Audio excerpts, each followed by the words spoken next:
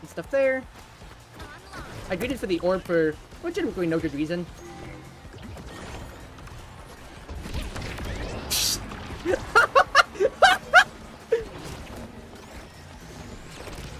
Oh, jeez, dude. Hello, cruise mates. Class is back in session. It's your Wonderful Wind Mage, your Cruz Ship Captain, Chartreuse Proxy, ever at your service. This is going to be a shorter lesson, but welcome back to the School of Magic Strikers as always. We are going to cover when you should be striking the core, and specifically, why you shouldn't always strike it, even if you can. I'm going to be involving this lesson in one big concept. Just because you can strike the core doesn't mean you should. And it's going to be a bit of an offshoot from dribbling. But I won't keep you on, let's get into it.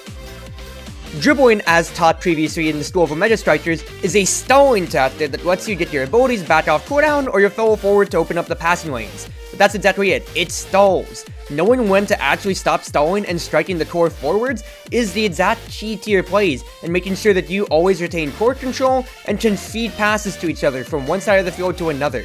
You are always striking with intent, and I cannot stress this enough. You are not sending the core downfield just because you have core control and you have no idea what to do with it. You need to always have a game plan and have a way to follow up on it if you have core control. For forwards, we're going to review the opening clip to this video.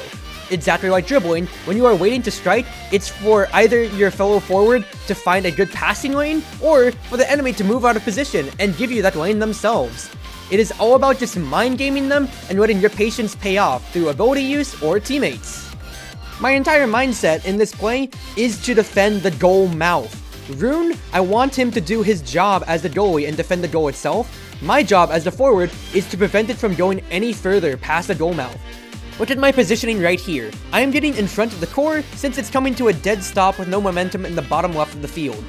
Aimi's glitch pop luckily detonates a little before it hits the core, meaning that I have full control of when I choose to strike and get it out of the corner. I'm looking for an opportunity when my blue Rasmus clears up for his passing lane, because red Rasmus has Whiplash activated. He can outspeed him in any opportunity and can just easily draw the core to wherever he wants if I give up my position and strike it early. So, I wait out my time, and luckily, it presents itself to me.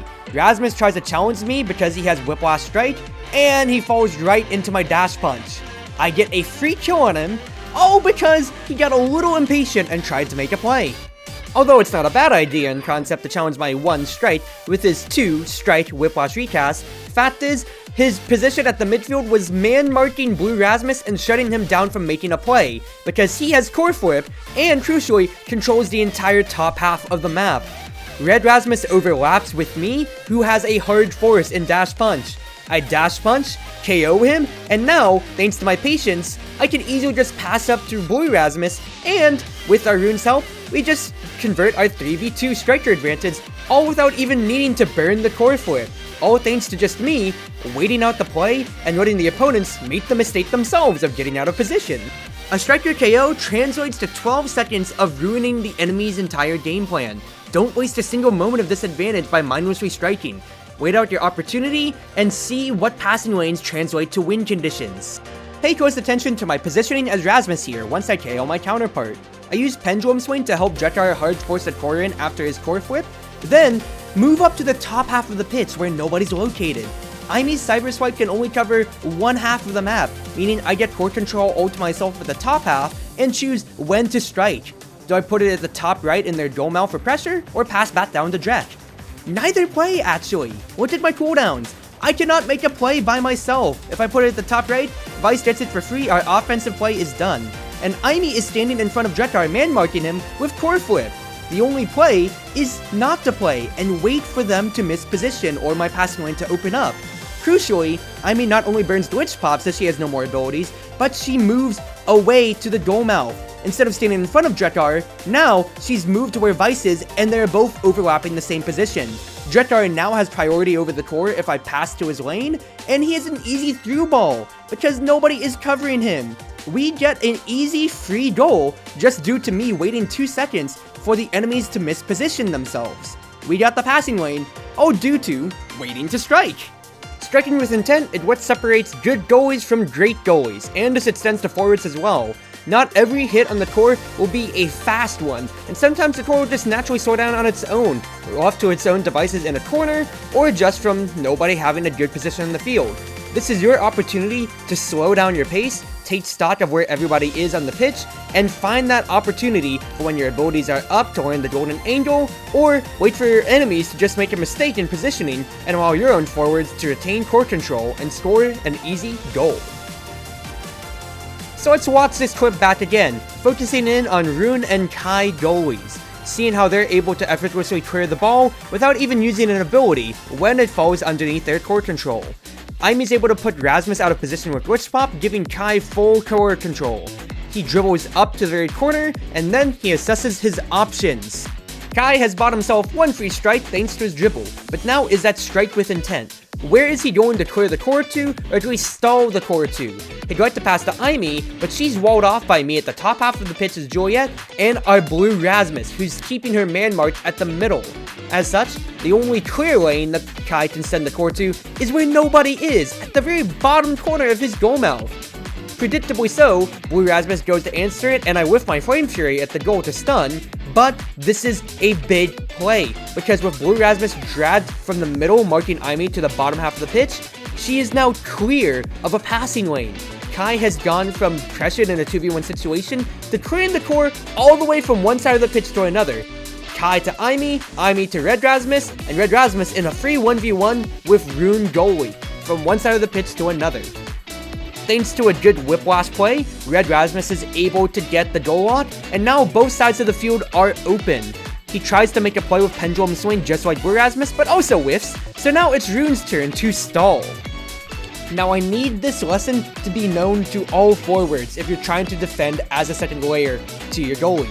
Do not steal possession from them. Let them dribble, let them have all the time in the world to decide on when to send the core to. If you take possession from them and strike in any direction, now they have to scramble once again and figure out where they need to defend or put their creations.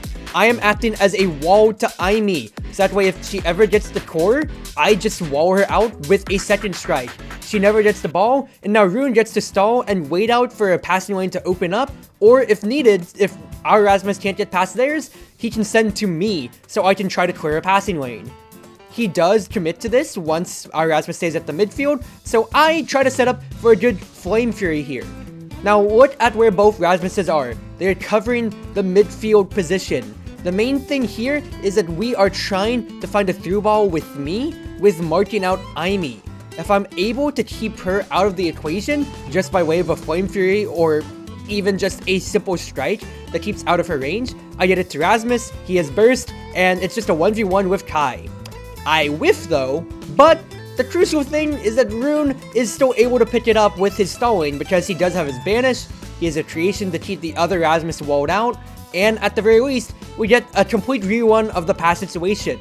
The core gets sent back up to me, I'm standing in front of Aimi as the second layer of defense, and crucially, look at the lanes. It's a mirror of what we had 2 seconds ago. Other Rasmus is ready to pick up the core and 1v1 Kai. I am just covering the top half and making sure that Aimi's not able to do anything, and we just pass it through, leaving Rasmus to finish the job for us. This is all predicated off of Rune waiting to strike with his dribble and sending it through to me. He's able to 1. Help me get the core, 2. Retain core control even if the banish wasn't perfect, and 3. We just run back the same setup. I'm able to get the core to Rasmus, and we never lose core control from that point on until the goal. Alrighty, cruise mates, that'll do it for today's lecture on waiting to strike and striking with intent. Hopefully you're able to combine the knowledge I've taught you here with the previous lessons in the School of Omega Strikers, that being dribbling and man marking, to become a better player on the pitch no matter what position you may be in. As always, be sure to give a like if this video helped you out, leave a comment if I taught you something new today, and if you want to keep up with the latest Omega Strikers daily uploads or future lessons in the School of Omega Strikers, be sure to give me a subscribe, and thank you always for watching through to the end. It's been your Wonderful Wind Mage, your Cruz Ship Captain, Chartreuse Proxy, ever at your service. On with Omega Strikers!